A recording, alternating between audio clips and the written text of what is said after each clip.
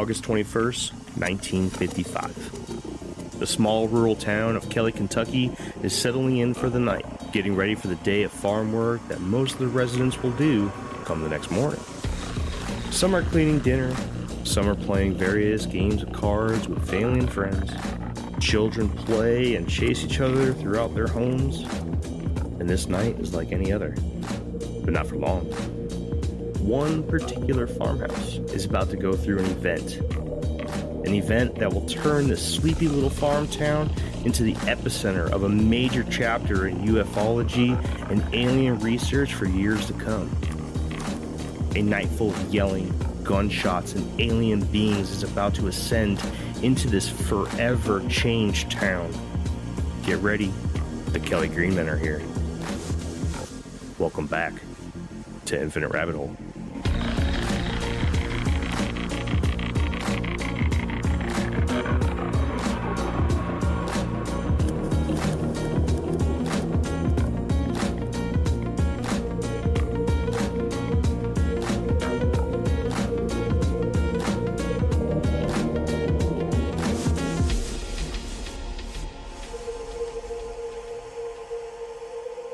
Welcome back to Infinite Rabbit Hole. I'm Jeremy. I am your host. Feels great to be back in the host seat. It's been a little bit, but we got Jake and Jeff who brought us through some pretty wild paths in the Infinite Rabbit Hole. Man, those were a blast because I got to kind of sit back and be let's say, a tourist. I was a tourist. They did a great job. And I'm looking heavily forward to their next two topics. I already know what they are, but I can't tell you. But you will find out one of them tonight when Jeff tells you exactly what the next topic that he will be covering is. And I think you guys are all going to like it a lot. But before we go ahead and get into my topic for the day, let's go ahead and bring in the old Jake and Jeff combo. Jake, how you doing, man?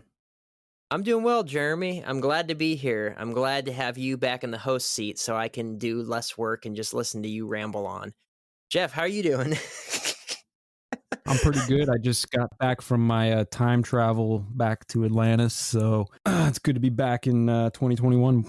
Everyone's rushed tonight. So I had this brilliant idea yesterday to just say, hey, you guys, can you record tomorrow? And everyone, well, Jeff was like, yeah, but I'm also recording for my other show. By the way, if anybody doesn't know, that's the Shadow Band podcast. Check him out. He does some good stuff over there too. And Jake kind of left me unanswered. So I assumed that we were good to go. Unfortunately, that was not technically the case, but we're here and we're going to do it. Mostly because Jake loves me and he doesn't want to hurt my feelings. And he knows that I'm excited about talking about this subject. And he's being nice and he's going to sit through it. Jake and I are here because we don't want to get fired. Yeah, that too. You guys aren't going to get fired. I was installing a cup holder on my motorcycle and I was perfectly content doing it. But now here I am doing this and I'm content doing this too. So, yeah. Well, by the time this comes out, we'll have hit our 10,000 listen mark. Actually, we'll probably be quite over it because this thing isn't set to drop for about a month from the day this is recording. So from the future, let's congratulate the past, guys. And I just want to be the first to say congratulations and thank you for helping us get to 10,000 listens. You're very welcome. You are welcome. Oh, the listeners. Oh, yes. Yes. Thank you for helping us to get to 10,000 listens. This whole like front part is going to be chopped up so bad. And Yeah. most of this I'm just going to throw away. Let it Anyways, ride.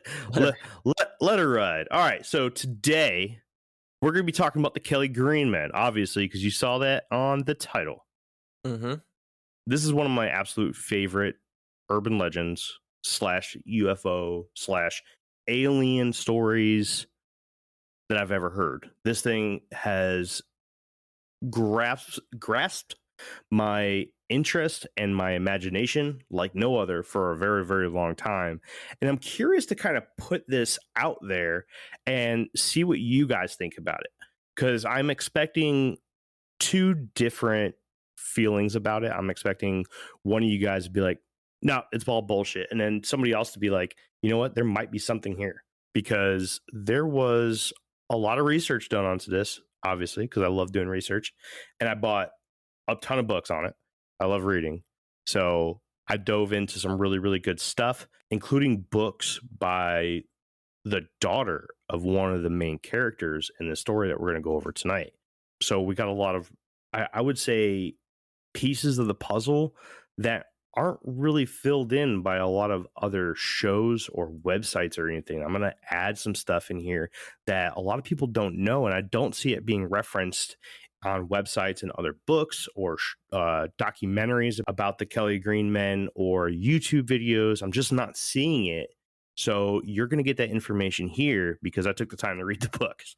So I'm going to go ahead and regurgitate that onto you guys. But before we get going, Jake, Jeff, do you guys have any questions, or do you guys have any initial feelings about the Kelly Green Men? I know nothing about the Kelly Green Men. This is 100% new to me. So I also know nothing about the Kelly Green Men. I thought that was someone's name until you kind of gave me the cliff notes of it. And I was just like, oh, I get it. The Kelly Green Men.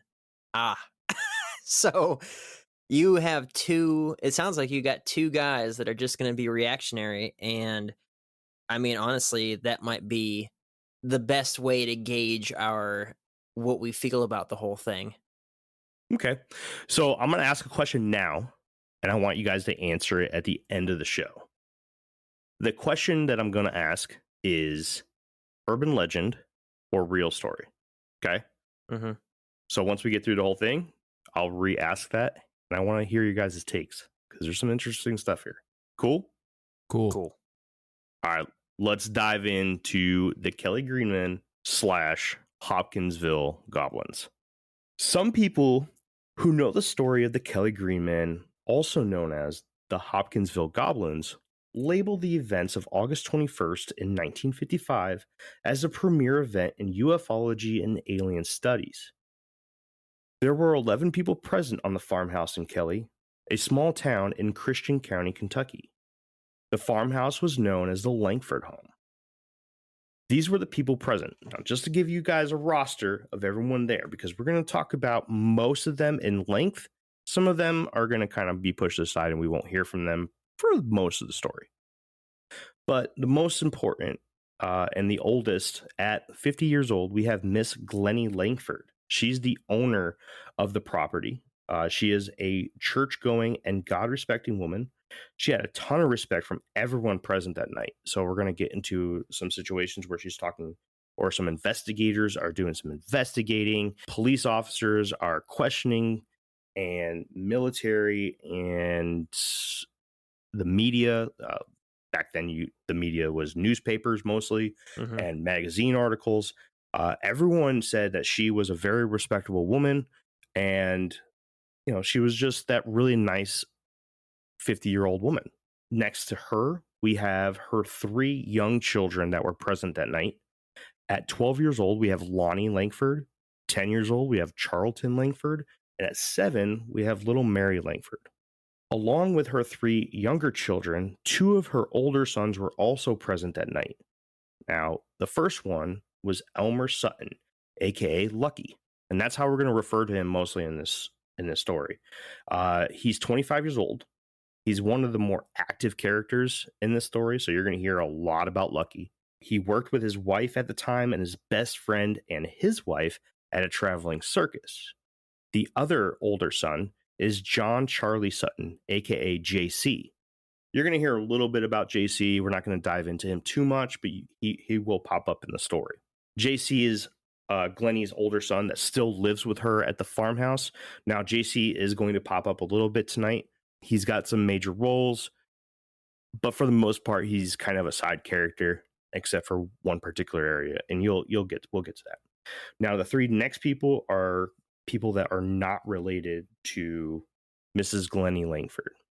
We have Vera Sutton. She's 29 years old. She is Lucky's wife. We have Aileen Sutton. She is JC's wife. And then we have O.P. Baker, which is Aileen's brother. She's married to JC, who is the son of Aileen. And then her brother also lives or visits. He's a regular visitor, also spends some nights there at the farmhouse. His name is OP. Now, these three characters, you don't hear too much about them. They're going to jump in and out, but very, very minimal impact on the story itself. Along with Miss Langford's kin, there were Billy Ray Taylor and his wife, June. Now, Billy Ray is 21 years old. He is Lucky's best friend. He's said to be a little over descriptive and known to bend the truth a little bit. And he also obviously worked at the carnival, the traveling carnival with Lucky. Huge character here. He's going to actually start the whole thing. And he's going to be a part of quite a bit of the story. Then you have June Taylor, who's Billy Ray's wife. Probably the most affected by the events that night. She was very standoffish and very frightened due to the experience. When you come to the point of view of the investigators and the questioners, investigators were most convinced by her demeanor that there was in fact something that happened that night. Like the way that she was acting, the only way she would act this way is if she was really this fucking scared or something really happened to her. Before we get going, is there any questions about the characters? Nope. Pretty straightforward so far. Yeah, I'm ready to go. All right, so let's get into the main story of this awesome urban legend. The night of August 21st, 1955 began with all the adults playing cards after a full dinner. The children were playing in another room in the house, and around 7 p.m., Billy Ray Taylor headed outside to the well with a bucket to pump water for a drink. It is important to remember that in 1955, the U.S. did not adopt the practice of daylight savings time yet. If they were practicing daylight savings time, the time would have been 8 p.m. This is important because 7 p.m. in August of 1955 in Kentucky would have been darker than it is today. Daylight savings time wasn't incorporated into U.S. practices until 1974. While Billy Ray was outside, he noticed a bright light flash across the sky. He would later go on to describe it as a disc-shaped object with an array of different colors trailing behind it, and a strange hissing sound that was being emitted from the object. Billy Ray also claimed that the object landed about a quarter mile away from his position behind a tree line and was able to see a pulsing light coming from that direction. When Billy Ray returned to his house and relayed the experience that he just had to the rest of the household, he was met with disbelief and sarcasm. Lucky Sutton and Billy Ray exchanged words, and the whole family seemed to be upset after Billy Ray continued to state that he knew what he saw. Soon after, everyone in the farmhouse calmed down except for Billy Ray. About an hour after the argument had started, the dogs in the yards began barking loudly. Billy Ray and Lucky were the first two to exit the house to see what the dogs were alarming to. As they left the building, the dogs hid under the house and fell silent. Along the tree line, the men saw what looked like the silhouette of a person approaching the house. As the silhouette approached the farmhouse, the men believed that what they were seeing was not a man, but a creature of some sorts. As described by all 11 people present that night, the description goes mostly as follows. The creature stood 3.5 to 4 feet tall, seemed to approach with their arms in the air as giving the universal sign of "I mean no harm." The skin was silvery gray, they had large heads and large ears, the eyes were small and well spaced out across the face. The eyes seemed to glow green or yellow and gave a very crystalline look to them at times. They had long arms and short legs. At the end of the long arms, they had small hands with long fingers and large claws. Immediately after this realization, Billy Ray Taylor and Lucky Sutton ran back inside and locked the door to give them time to load their guns for the imminent confrontation with this strange creature. Billy Ray armed himself with a .22 caliber pistol. Now, some stories will say it was a .22 rifle, but the story that I heard directly from the daughter of Lucky, that's actually whose daughter I read the books from. It's Lucky's daughter. She said it was a pistol, so that's what I went with. And Lucky came packing a 20 gauge shotgun. Everybody then met in the living room to discuss what just happened in the front yard of the Langford Sutton farmhouse. At this time, all of the men were armed. Lucky took a position at one of the entrances to the house and Billy Ray took up the other. Miss Langford was getting quite tired of these boys playing their silly pranks and wanted to get to the bottom of this. So she joined Billy Ray and told him that she wanted to see what they were all stirred up about. Billy Ray replied with, "All due respect, man, you don't want to see what we just saw, and I hope you don't have to." A few minutes later, Miss Langford screamed after she witnessed a creature approaching, matching the description given by the men. Lucky ran to the door that Billy Ray and his mother were at and took aim at the creature and shot it with his 12-gauge shotgun. The creature flipped backwards and got up on its feet and ran. Well, actually, it was more like it floated off into the tree line. Now, that's something that's kind of important. This is how they say that these things moved around. They didn't actually make contact with the ground with their feet. They actually just floated off. Very shortly after that, J.C. Sutton noticed that the creature was back and looking in through the living room window. J.C. raised his shotgun that he armed himself with and blasted directly at the window, hitting the creature right in the face. Lucky and Billy Ray ran outside to make sure the creature was dead this time, and as Billy Ray made it out the door and about to go down the steps under the porch overhang, a large clawed hand reached down and was about to grab onto his hair. Aileen Sutton, JC's wife, quickly grabbed him and pulled him back into the house.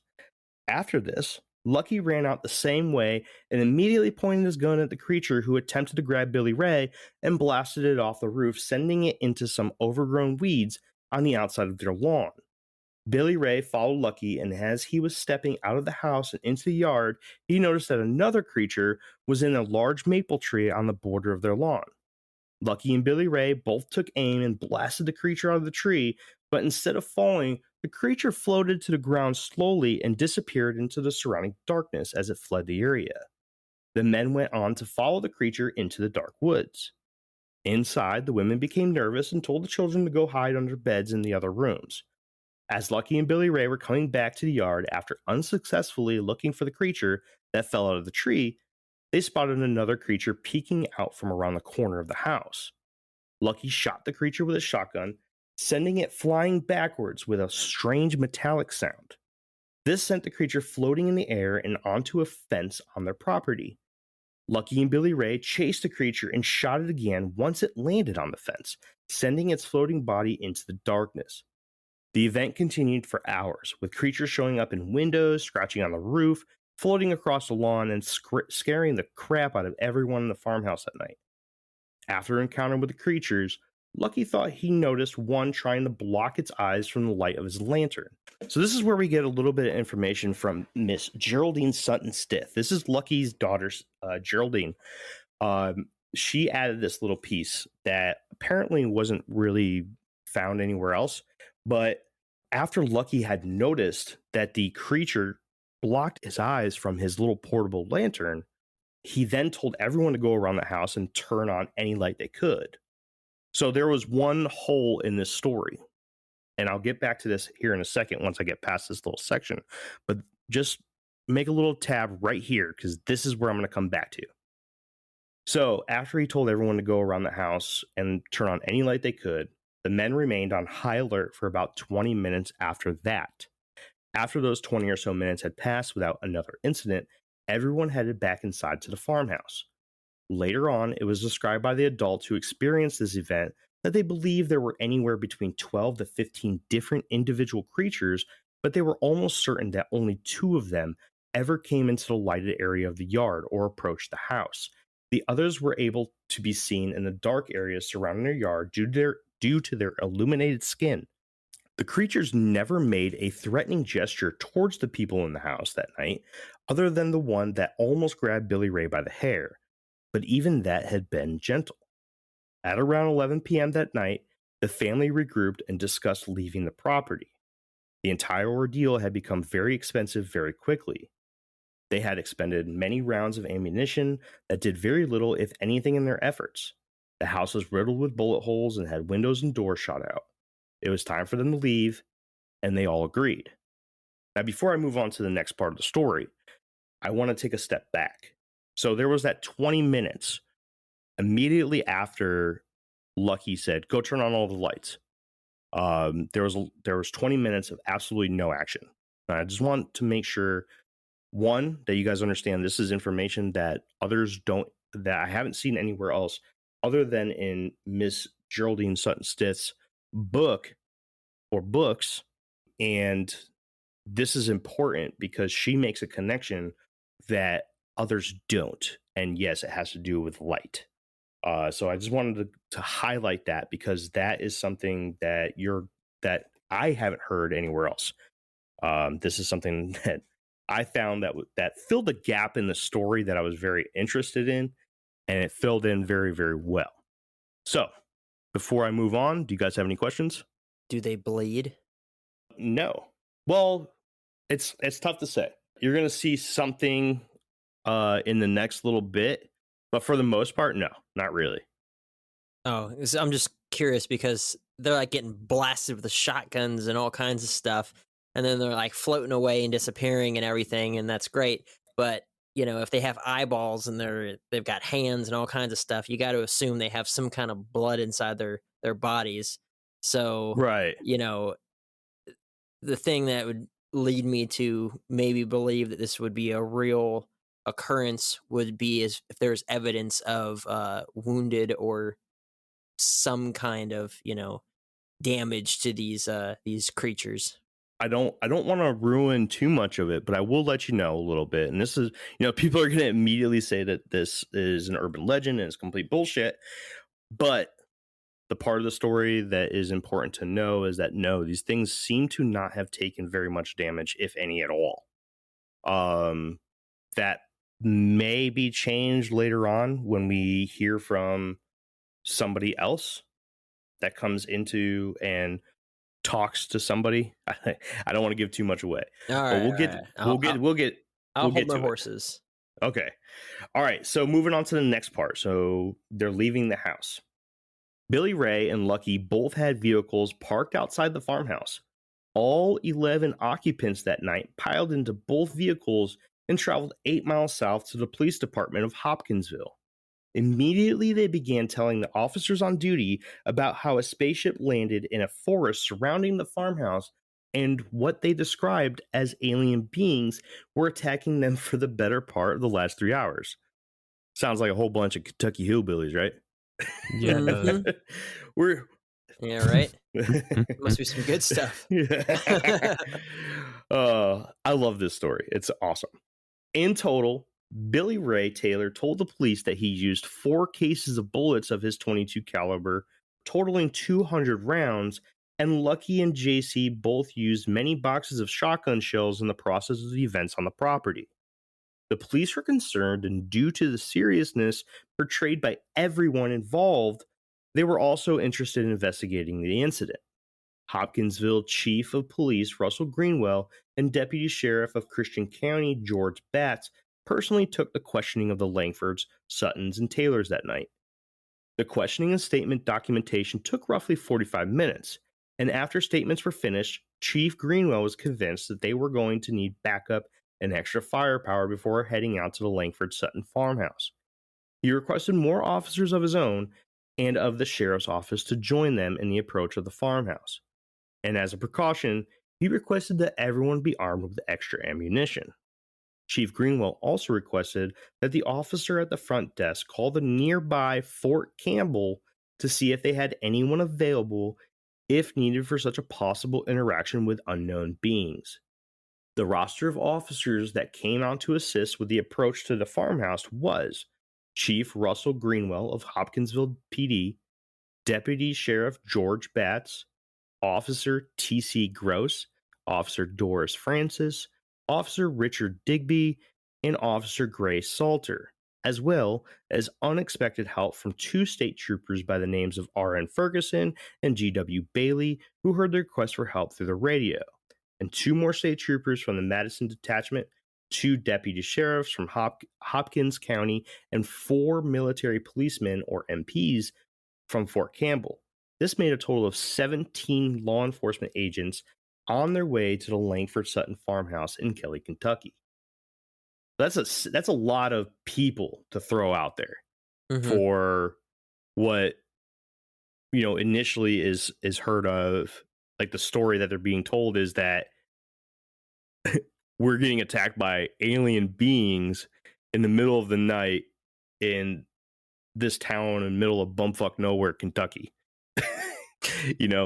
That's 17 people, right? And on top of the 17 people, also along for the ride was Joe Doris, the reporter and photographer of the Kentucky News Era newspaper. On their way to the farmhouse, 2 officers reported seeing 2 objects looking like meteors streaking through the sky towards the farmhouse, emitting a very strange sound. At around 12:30 a.m., everyone was there and began investigating the property. No signs of the creatures were present at the time. No footprints, damaged greenery, or spaceship in the woodlines. So the officials began searching for alcohol to explain the story. That wasn't present either. Miss Langford did not allow alcohol on her property, and the adults who were staying there at the time knew very well of her rules. Nobody showed signs of drinking either. Now remember, no alcohol, only acid. Could you imagine if like that well was spiked with like acid strips or something? That would explain a lot, actually. But what they did find was extensive damage to the house caused by 22 caliber bullets and 20 and 12 gauges. The casings and shells were littered all over the place, and the numbers reported by the men earlier seemed to be about right. But what really caught the eye of the law enforcement was the glowing stain in the grass from what was explained to the officers as the color of the creature's glow, probably caused by the one they shot off the fence in that same exact area. The strange thing about this illuminated spot in the ground was that you could only see the illumination when you were approaching the spot. But once you got to it, it simply looked like grass with no shine at all. This was backed and confirmed by the Army MPs that were present, reporting that the stain in the grass was in fact present, but nobody took samples. So in one of the books I had, there's actually a photo of that report. Like you can actually see that report. That report was written by one of those MPs from Fort Campbell, saying that there was a very strange glowing stain on the ground that could only be seen from one direction or from a certain angle from it. But as you approached it, it disappeared. This was there, but I kind of get into that a little bit later too. No samples were taken, by the way. So this is kind of Miss Geraldine Sutton Stith, the author of these books, and Lucky's daughter. In her book, she's super, super pissed off that there was never a sample taken of this. It's like, and I agree 100%. I mean, if you see something like that, why don't you take a sample? Seems kind of sketchy to me. Yeah. So the investigation was called off after about 2 hours of searching, and the official word was that there was not enough evidence present to prove that the people who witnessed firsthand the events of that night had a shootout with unknown alien creatures. But many of the investigators there that night agree that something happened, and if they had ever been briefed on what to look for in a shootout with aliens, this would probably be what it looks like. The plan was to have a small investigation team come back in the daylight and do a more thorough investigation with the help of the sun. After everyone left the scene and the 11 occupants of the farmhouse that night were left alone, again, everyone decided it would be best to go to sleep for the remainder of this crazy night. By 2:30 a.m., everyone was in their beds and sleeping except for Mrs. Langford. At about 3:30 a.m., Miss Langford describes hearing a scratching sound on the roof above her bed, and as she looked toward the window of her room, she was shocked to see the creatures were back, and one was watching her through her window. Miss Langford attempted to make someone else in the house aware of their presence by softly calling out for the others. Her plan was to no longer shoot at the creatures. After being questioned by the officers and coming to the realization that it seemed they meant no harm, Miss Langford was curious what would happen if they did not act hostile towards them. But Lucky came bursting through the door and blasted the creature out of the window in the face with a 20-gauge shotgun. There you go. Damn. A real man. This time, the battle with the strange alien creatures lasted until promptly 5:15 a.m. I love it. At this time, the encounters with the creatures stopped in the Langford Sutton farmhouse. Never saw the creatures again. Lucky, they're back. Let's be friendly. Yeah, sounds good.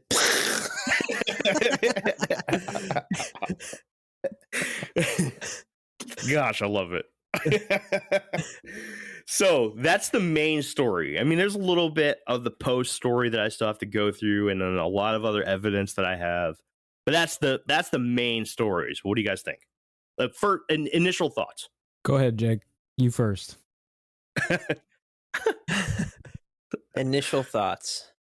Well, I was trying to think about what other liquids I know of that have kind of a reflective sheen to them, and when you get all up on them, they don't anymore. And the best thing I could think about was a puddle of water. The thing about like light reflecting off a puddle of water, but not necessarily if you get right up on top of it does it have the same reflectivity. Right.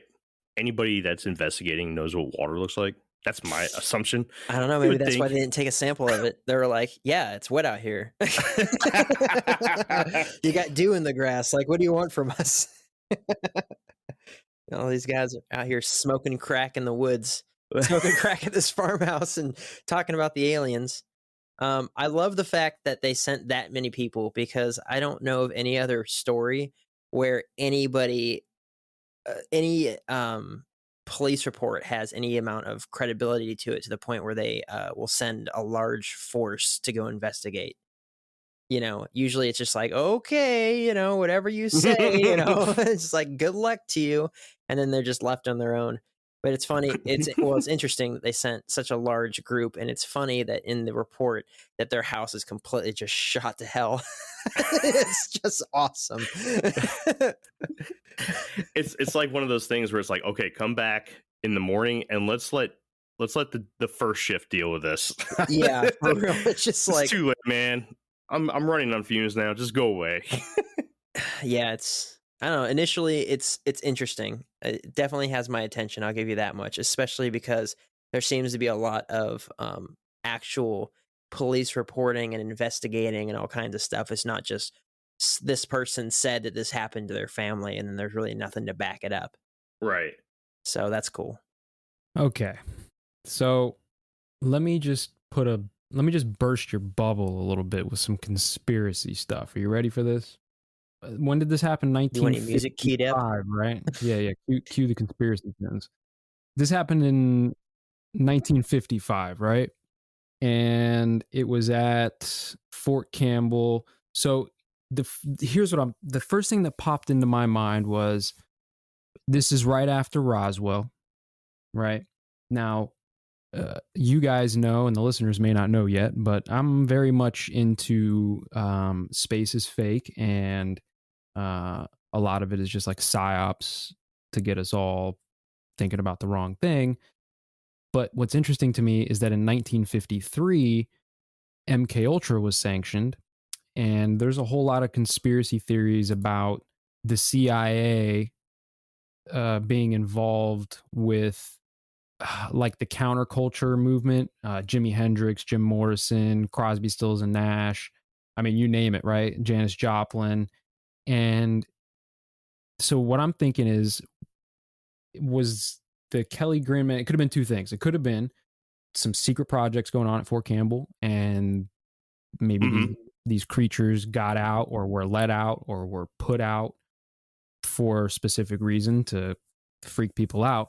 But the other side of me thinks like maybe the CIA was doing some MK Ultra mind control shit, and you know, Jimi Hendrix served at Fort Campbell, so it's like, you know, I don't know, maybe it's some sort of mind control psyop that they were testing on this poor family, and they were tricking them with aliens to help further along the Roswell alien narrative. You know what I'm saying? So that's kind of where my thoughts are right now with this.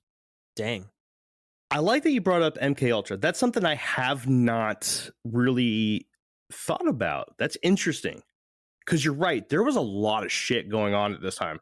Yeah, and especially at Fort Campbell. And I mean, if you look at the Night Stalkers, right? The supposed special ops team, the Night Stalkers, the black helicopters of the whatever. I don't know. Like, it just I don't really know how to put all this together, because like this Kelly Greenman story is brand new to me, but the location, the time, all of that is just making me want to dig into that to see if there is some connection between either mind control or the alien psyop or whatever. You know what I mean? Well, maybe we can do like a post episode, and maybe we can fill in the holes a little bit there. But I do have some stuff that I think you'll be interested in that I will get to. I did find some stuff that I had to actually do some deep personal research, like something I had to go past the books for, that I think you're gonna like, Jeff. Quick question. Yeah. So MK Ultra, is that where they were giving people LSD? Yes. Okay. I was just gonna be like, I don't know if I know. Okay. Yeah, I was like, I don't really know if I know what MK Ultra is. Well, there was a lot of offshoot programs. It wasn't just LSD experiments. I mean, they were literally doing like all types of different mind control and psyop stuff. You know what I mean? They were using radio Project waves Stargate. There was all kinds of shit. Artichoke. There's a whole bunch. Yeah. Yeah. Some very interesting stuff that we're going to have to get into later on, for sure. All right. So let's talk a little bit of after the shootout. During the next couple of days, many people showed up at the farmhouse wanting the story and tours of the property. Reporters from Kentucky, Tennessee, and Indiana came to the property for first-hand reports on the events of the famous night. The story was broadcasted on radio stations locally at first and printed in newspapers in many states around the country. The most famous and intriguing investigator to show up, among many, was probably Dr. J. Allen Hynek. Was an astronomy professor. I had a feeling that you would know this name. Dr. Hynek was an astronomy professor at Ohio State University at the time, but later went on to become the chairman of the astronomy department at Northwestern University. But the most important credential that Dr. Hynek held was as a consultant for the U.S. Air Force's Project Blue Book.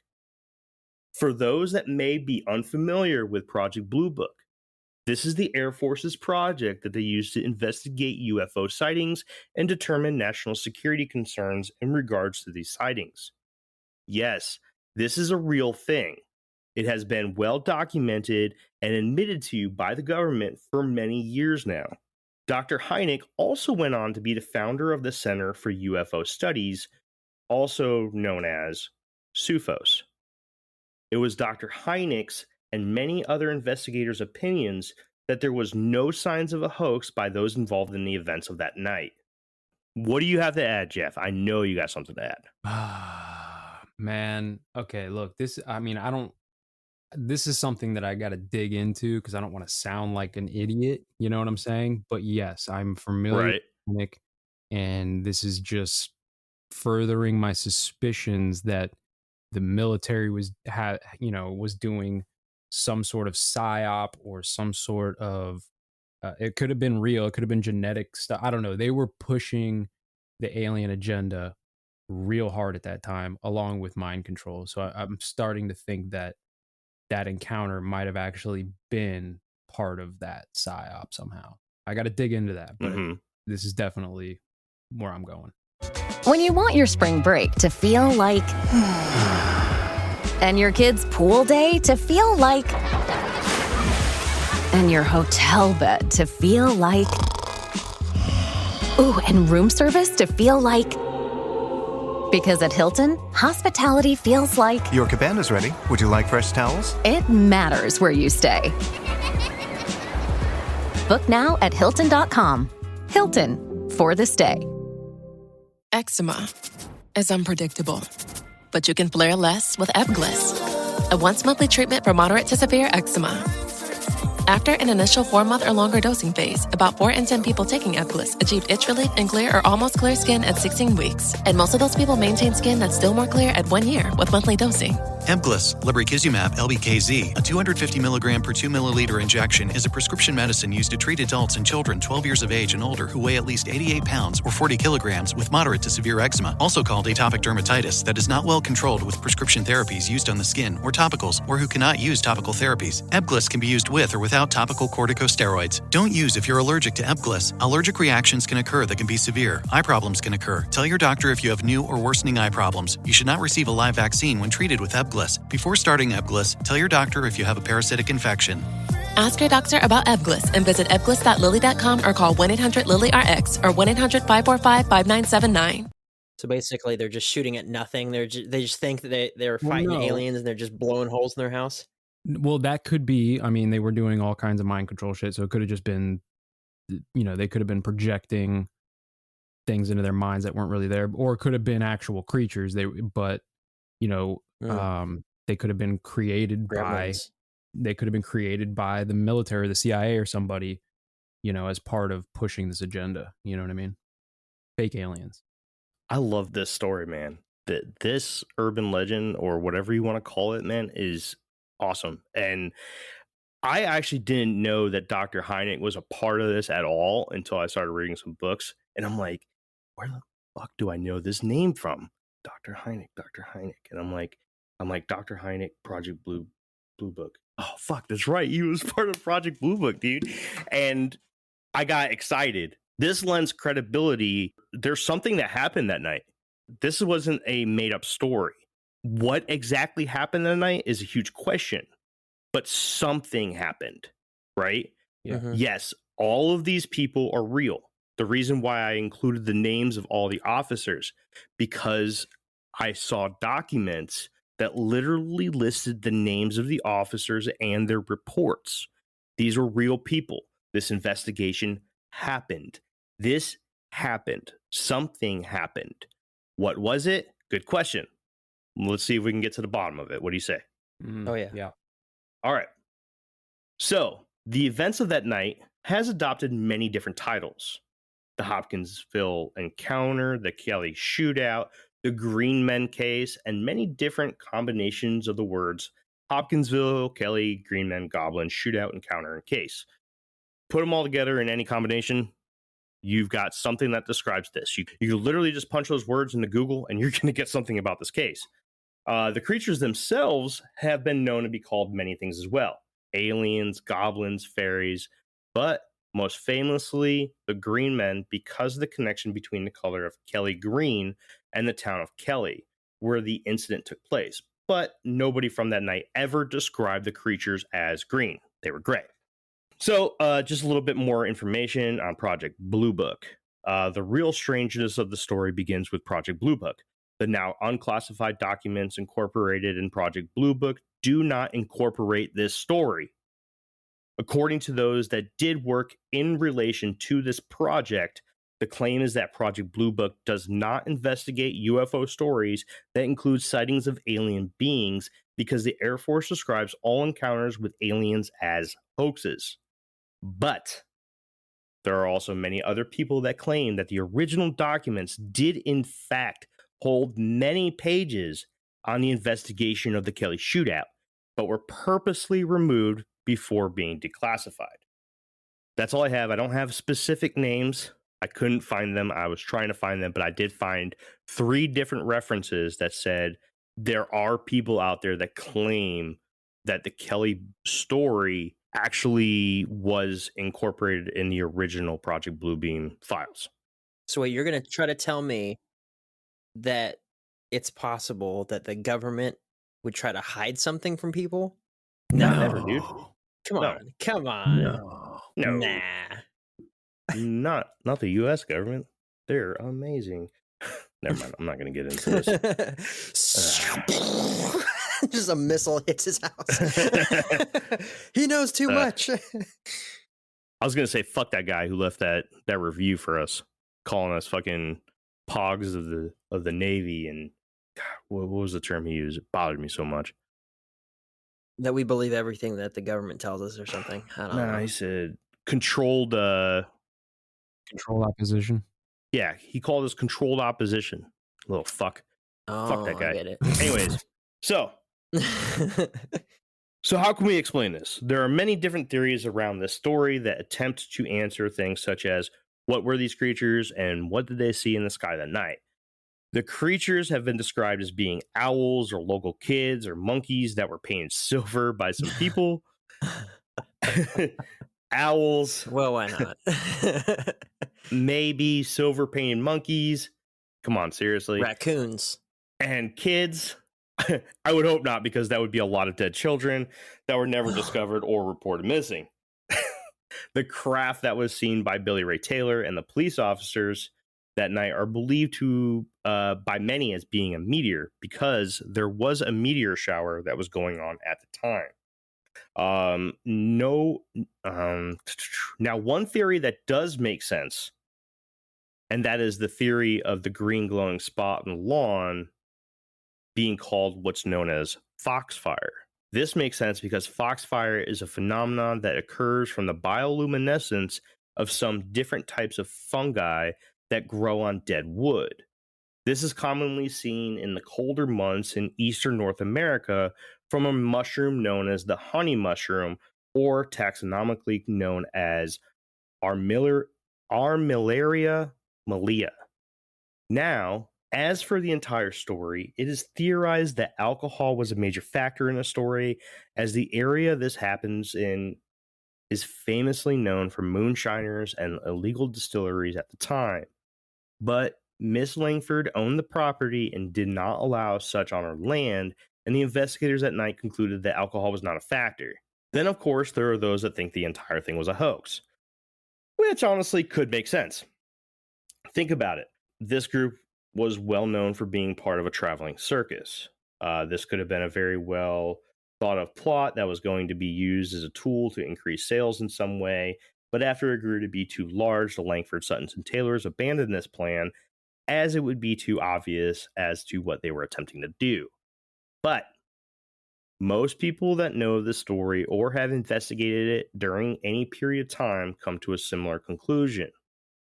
This was a very real encounter with unknown creatures and could have possibly been the best documented case of alien contact in North American history. All right, guys, we're at another break spot. Any updates to how you feel about the story? Kind of. I'm thinking. Yeah, I'm on the same line of thought as I've been, but I got a little bit more thought in mind, but I'm not going to share it just yet. Okay. So, Jake, any updates from you on your feelings about the story?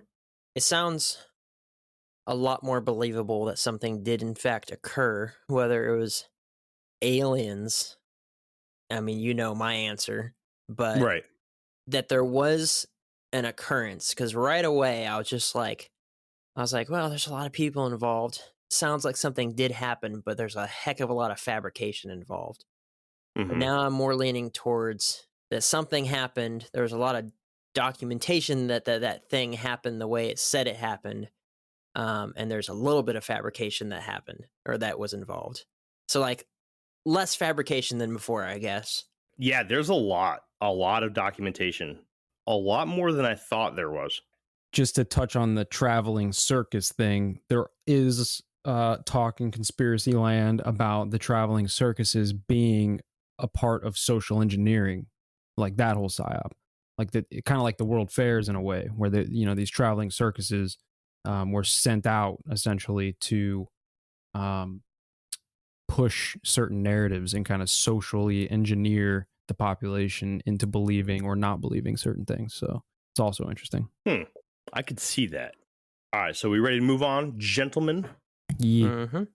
Let's talk about Miss Geraldine Sutton Stith, the author of these two books. Geraldine Sutton Stith is the author of two books. There it is. All right. That I read for research for this episode. She is also the daughter of Lucky Sutton. She was born after the event that took place in Kelly. Soon after, Lucky, Billy Ray, June, and Vera went back to the carnival. Lucky and Vera split up, and Lucky came back home. That is when he fell in love with her mother, and her four siblings were born fairly rapidly after that. They didn't waste no time. They just got right to it. Nice. Between her mother's first marriage and her marriage to Lucky Sutton, there were 12 total children. No twins, no triplets. In her books, she expresses the stories that were told to her by her father.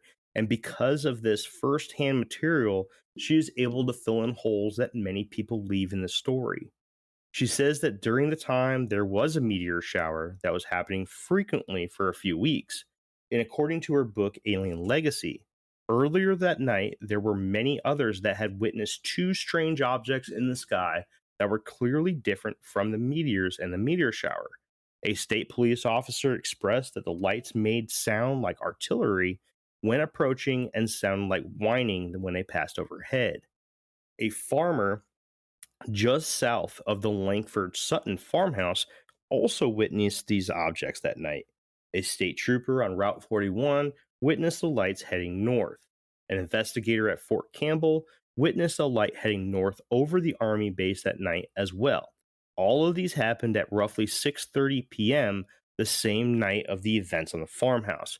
Now, that's something that's pretty interesting there, is that all of these things were reported or documented by these different people spread around the same area at almost the exact same time.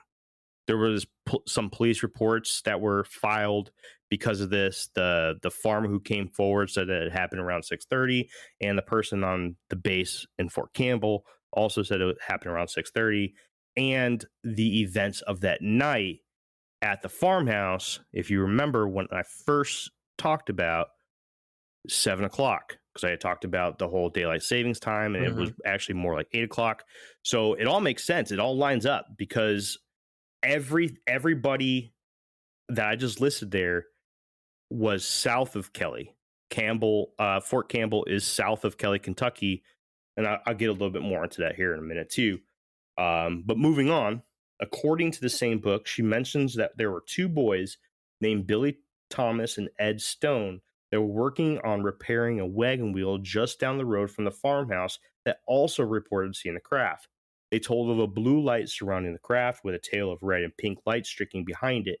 The boys thought nothing much of the event due to the closeness of Fort Campbell. They thought it was just the Army testing out aircraft. Her books were full of really awesome additions to the story that really help with the legitimacy of the events that night, and that fill in some of the gaps that people noticed in the story and some gaps that nobody ever knew were there. According to her, Billy Ray did witness the craft flying through the sky, but was really alarmed when Lucky's old dog tucked tail and hid under the house immediately after the event. That's when he began to worry and felt the need to alarm the rest of the people there. She also mentioned how earlier in the day, Billy Ray and Lucky went into town with their wives to visit two of Lucky's other brothers, Frank and Junior. During that time, Lucky had played a joke on Billy Ray that left him embarrassed in front of Frank and Junior. Billy Ray and Lucky apparently had a friendship that was heavy on practical jokes, so when Billy Ray came in scared of the event that just happened, Lucky thought this was his way of attempting to get back at him.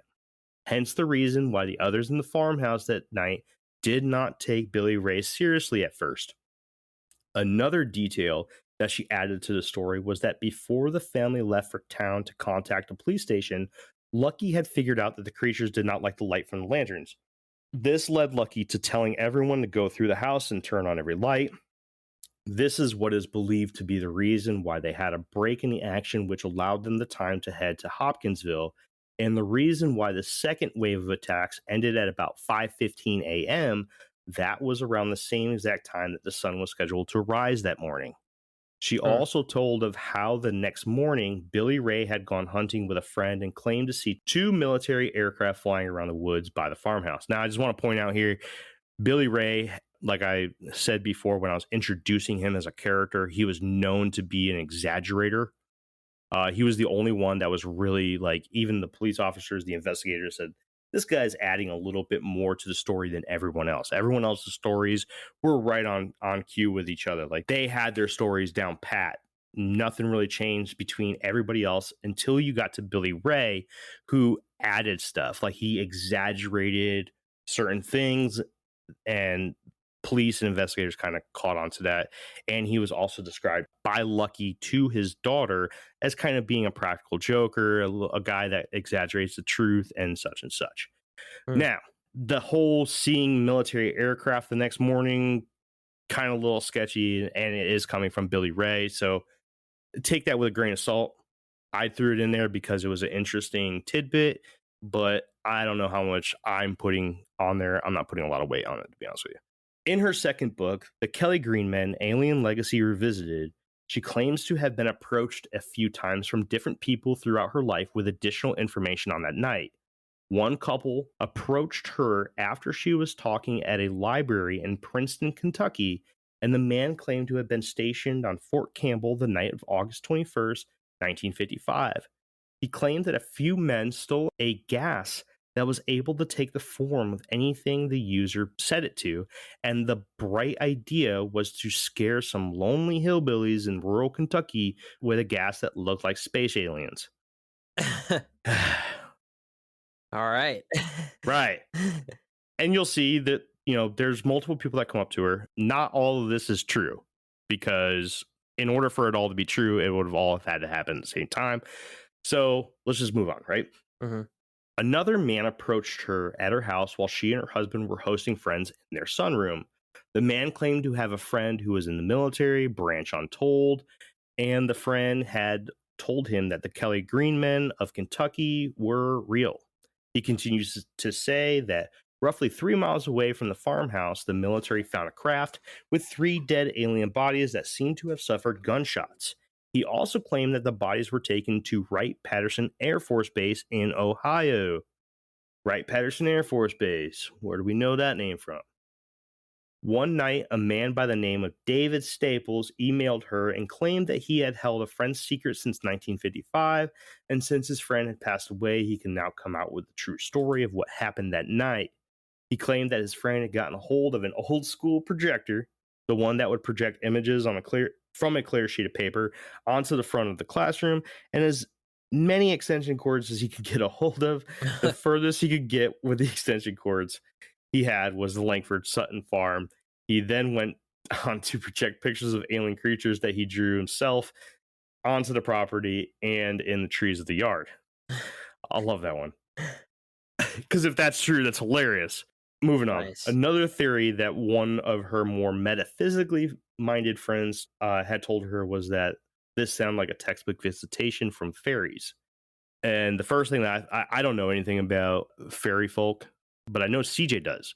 So maybe if we do that follow-up episode, maybe we can bring CJ on, and after he listens to this episode, and maybe he can fill us in with that. You don't think I know anything about the Fae, bro? No, not at all.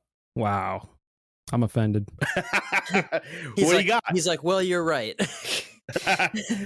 What do you got? I don't know as much as CJ, but I know a little bit.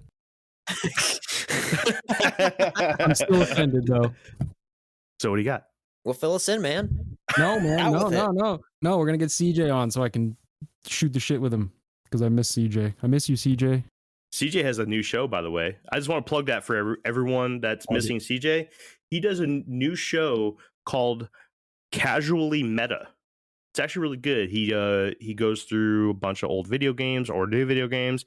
He sits down with a person who basically streams or plays that video game, and they talk about it. And he gives you news on it, a lot of updates, a lot of stuff that you won't find on the surface. He's doing a really good job with it. It's very interesting. I listened to the first two, the Mortal Kombat one and the Dead by Daylight. Very good. He does a really good job. And I also miss CJ. I miss ragging on CJ, but I text him every once in a while just to give him shit. Yeah. As He's it still should in our circle of friends. I talk to him every day. Yeah, me too. That's not true. I don't talk to him every day, but you know. be. I do. I talk to him every day.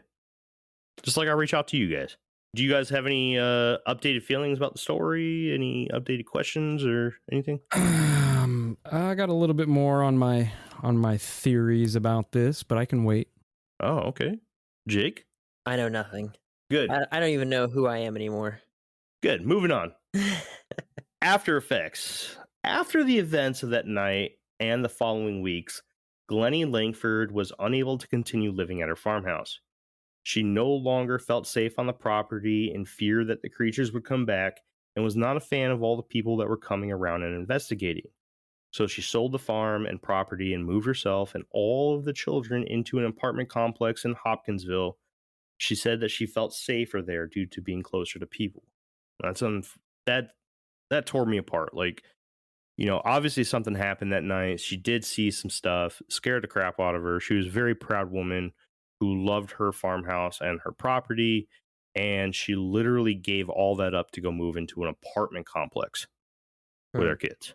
If anything, that kind of, in my mind, that gives a little bit of validity to this story. Like, that's something definitely happened, because that's sad to me, because I want some property and maybe a farmhouse and stuff. And how old was she? She was 50. Okay. I was going to say, I can't bite my tongue anymore. So here's the thing, right? You guys ever heard of My Labs?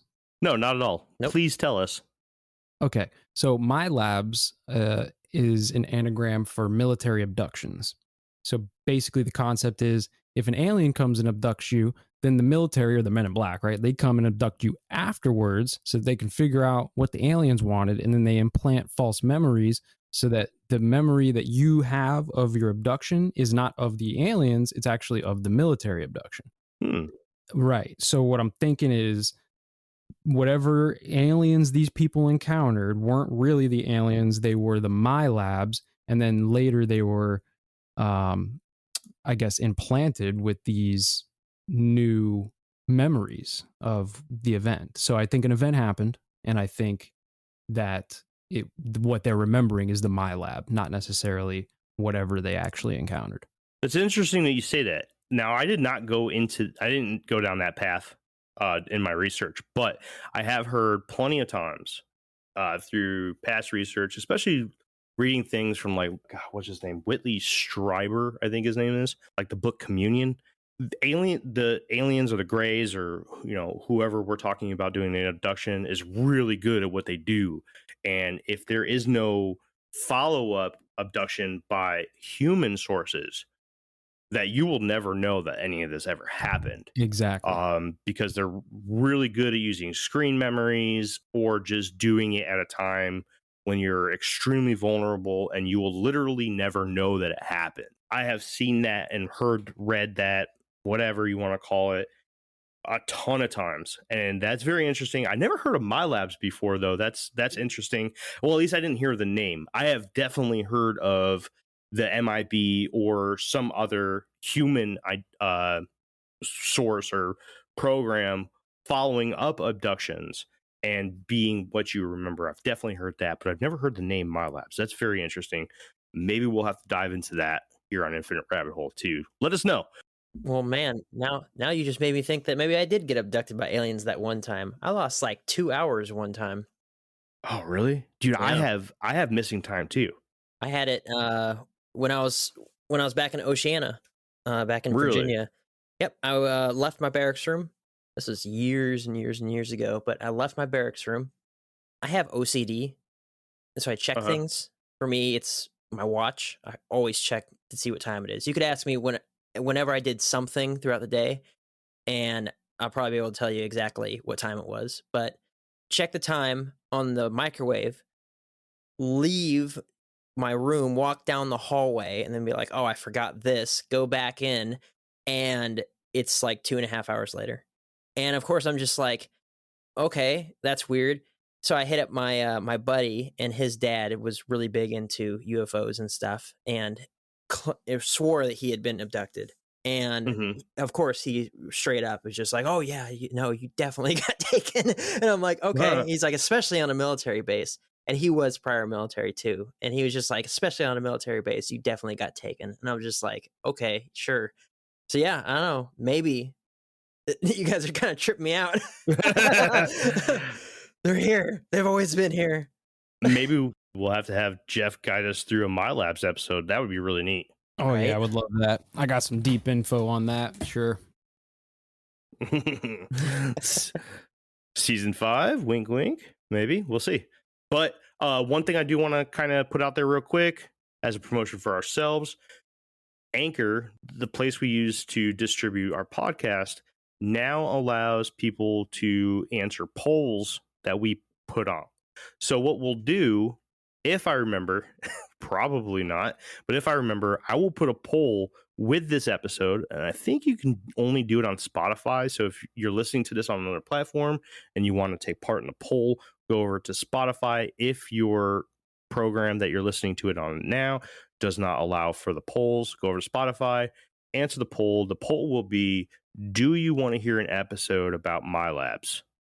Boom. That's the first poll that we're ever going to put out for Infinite Rabbit Hole to go along with an episode. What do you think, guys? Very excited. And no matter what they say, we do it anyway. Yeah, we could have 20 no's and we'll still do it. Because we love you guys and we want to give you all the stuff you don't want to hear about too. That's right. Like My Labs. Like music conspiracies. Anyways, moving on. All right. So here's some bullet points that I found very interesting. Before you make up your mind about this story, there is a small amount of other information that I had to dig up myself in order to confirm some of the things said in Miss Sutton Stith's books that you may want to know. Fort Campbell was roughly 30 miles by road away from the farmhouse and roughly 26 miles by way the crow flies. Miss Sutton Stith included a little tidbit in her book about Fort Campbell that I wanted to confirm before including in this episode. And she's right. Fort Campbell is a huge military installation that includes another independent military installation within its borders in the neighboring state of Tennessee, that base being Clarksville Naval Base. But that's not what's fun. That's not what's cool here. What is cool and interesting and directly relates to this story is that Clarksville Naval Base at the time was holding 2/3 of the country's nuclear stock. Could the reason for this area of the country's events of the unknown be attributed to the large nuclear stock at Clarksville Naval Base? So that's one question I got for you. Yeah, go ahead. I was going to say no because nukes are fake. We'll get into that sometime later on too, because I would love to hear how you think that. But anyways, some other interesting tidbits about the area. Here I am, controlled opposition. Controlled opposition, that's right. Some other interesting tidbits about the area are, in 1955, the population density of Kelly, Kentucky was roughly 50 people per square mile. Could the creatures have chosen this low populated area for a reason? And the area was known for being riddled with old cave systems. There was even an abandoned mining cave just off of the Langford Sutton property during that time. I mean, literally, I found the property on Google Maps, found the cave they were talking about, and it's like a football field and a half away. Not far at all. Could this have been an area of interest for the Kelly Green Men? Probably the least interesting to myself, and personally find this to be more of a coincidence than anything, but I can very well see how others may see more into this.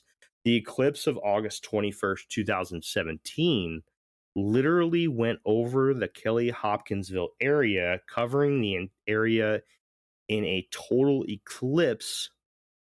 Hopkinsville put on a 4-day festival in celebration of the event at the Jefferson Davis State Historic Site.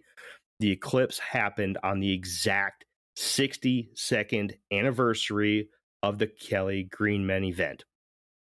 Again, I think it's just coincidence. Moving on. Last but not least, and I think this is the most important tidbit in this whole segment, the Cherokee natives had a few different legends of small people. Yeah. Native lore. A few names they went by, if anybody wants to look them up, is Anisaga Sunsti and Yunwi Sunsti. The areas that these legends were supposed to have taken up were mostly in the Appalachians, but the legends also extend west enough to cover the entire state of Kentucky completely. Could these creatures from that night be these legends that translate literally to the name Little Men? That's pretty much it. Other than that, I've got some stuff to tie it all up at the end. Some other interesting tidbits is today there are many different books, documentaries, and pages on the web that are dedicated to the story. The town of Kelly even has an annual festival in honor of their beloved alien visitors called the Kelly Green Men Days Festival. You can gather info on this festival by visiting kellyky.com or visiting the Facebook page at facebook.com/Kelly Little Green Men. For the research of this episode, I used George Dudding's book, The Kelly-Hopkinsville UFO and Alien Shootout, Geraldine Sutton Stith's books, Alien Legacy, and The Kelly Green Men Alien Legacy Revisited. And last but not least, one of my absolute favorite cryptozoologists book, Mysterious America. I don't have anything else, guys. You heard everything that I put out about the Kelly Green Men. So let's get some final thoughts, and let me ask you that one question again. Urban legend or real event? Go.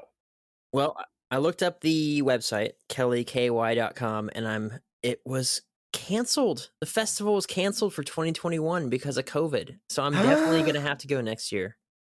Yeah? I think that sounds fun. It does sound fun, doesn't it? Yeah. I like it when an area does a festival like that for something crazy, or like all the gift stores in that area, like around New Mexico. They all have, Area 51 type stuff, everything like that. I love all that sort of stuff. Maybe because Geraldine Sutton Stith, the author and daughter of Lucky, she actually sets up a booth there every year and does book signings and stuff. So maybe we'll actually go talk to her. That'd be cool. That would be cool. This episode blew my mind. I didn't know anything about it going into it. And anytime I hear anything about aliens, I'm just like, fake. I don't even need to really hear anything about it to already have my mind made up that it's fake. There was a lot of conspiracy stuff coming from Jeff. It's funny that he knew right away. He's like, oh yeah, that base, and just started busting out all this other stuff about it. I don't know. I still in the same spot for me. Jeff? Really? Yeah. Yeah, I mean, I said it already, but yeah, there's too many coincidences, which I don't necessarily believe in, that make me think that it was all some kind of psyop for pushing the alien narrative, or I don't know, military abductions. It could have been some sort of mind control, MK Ultra stuff. Like, there's too many coincidences, quote unquote, for me to think that it was just some aliens that showed up that these people started blasting at. You know what I mean? Right. Especially since when they sent the cops over there, they even sent military over there with them.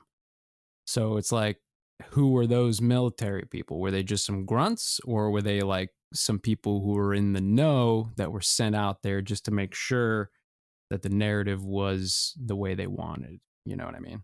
So there was some stuff that I did not include in here because I don't like to include information that I can only find from one source.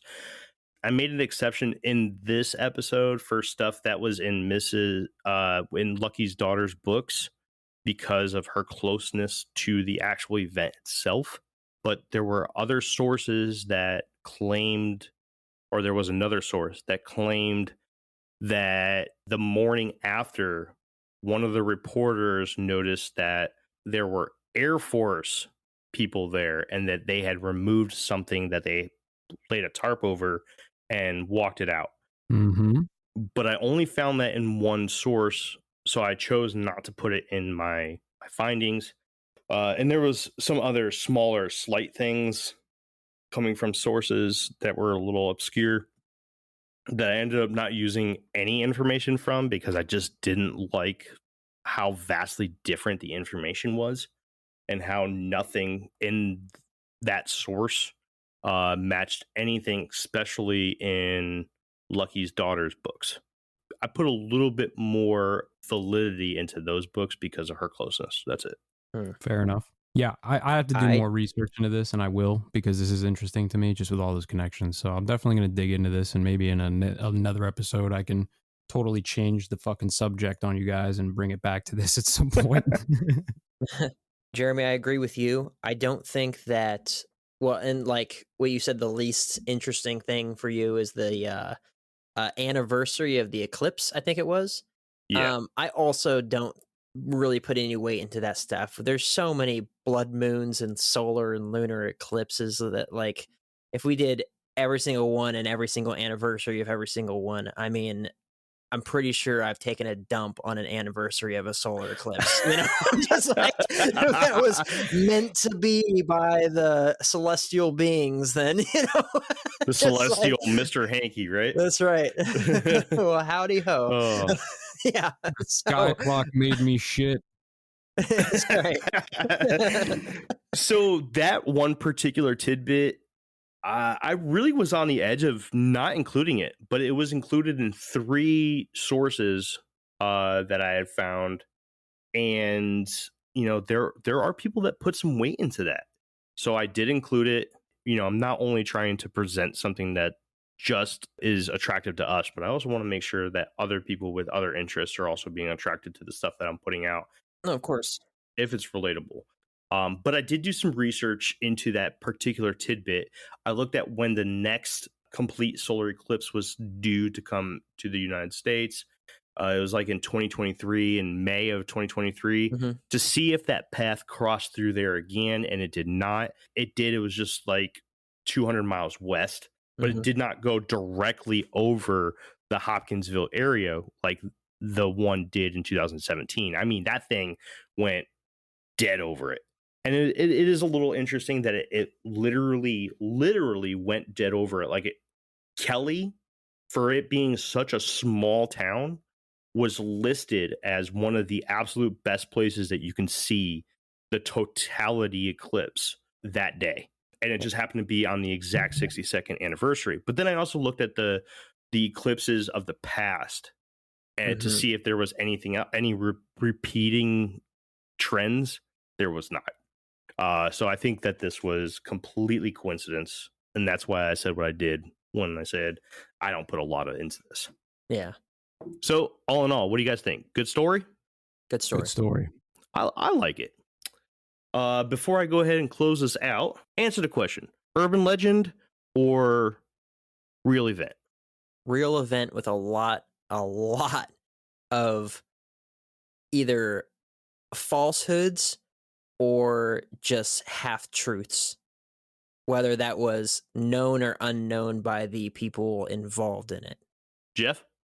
Real event, but it was a psyop created to push some narrative. I love him. Bet. Jeff is the next host that's going to present a topic. I just want to give him a chance to go ahead and introduce that to you guys.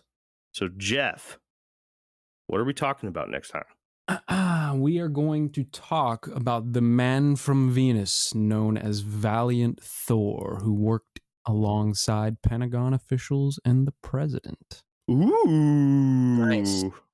So we're doing aliens again. Yeah, you could call it aliens. I know nothing. I know nothing about Valiant Thor. He's from Venus, right?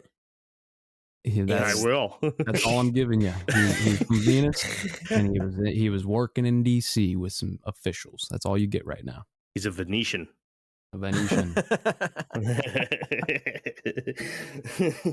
This story is one of my absolute favorites when it comes to the realms of the unknown. For years, I have enjoyed engulfing all information within reach about the Kelly Green men and that crazy night in the little farm town of Kelly, Kentucky. Although the events of that night are similar to other stories of the unknown, such as the attack at Ape Canyon and the legend of Boggy Creek, this one is unique due to the creatures themselves and their seemingly innocent approach they took on the farmhouse. I, for one, cannot make up my mind about what I believe when it comes to the story. I believe this is one of those rare events that are either 100% hoax or 100% something did happen. I don't believe this is a case of mistaken identity like many other stories we have gone over in the past. I don't think there were drugs or alcohol involved. Trust me, I did a ton of research into those theories as well, and I came up with nothing. I actually came up with more evidence that there was nothing involved, and it actually made me extremely comfortable knowing that there was nothing there. Nope, to me, this is 100% still a mystery, and that's the way I like it. The history and future of the town of Kelly, Kentucky changed forever the night of August 21st, 1955. What really happened that night? Honestly, we may never know. And until next time, travelers, stay safe, stay alert, and we'll see you at the next path in the infinite rabbit hole. Bye. Bye. Bye.